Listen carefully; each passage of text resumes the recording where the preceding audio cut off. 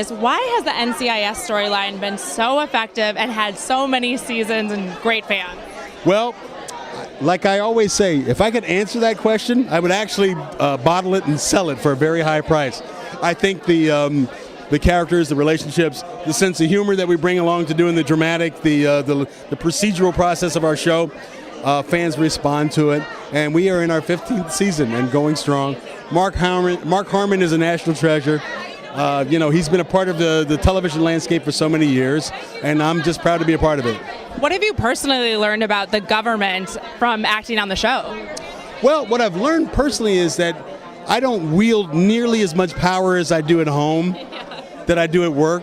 So I should enjoy it when I'm at work, because once I get home, none of that power actually translates into the home front. But listen, we have worked.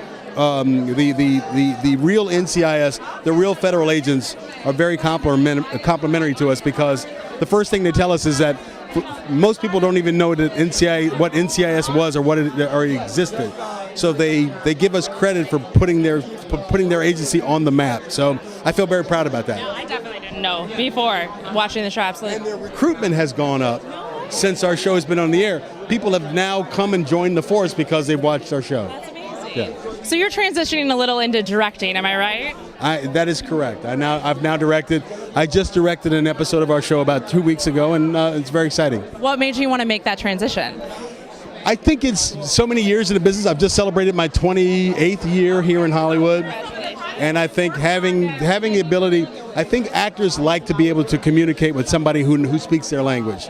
So when a director also has experience as an actor, it gives the other actors a sense of confidence that it's somebody who speaks their language. And so that's kind of my strong suit, I guess. How much of your acting career helps your poker game?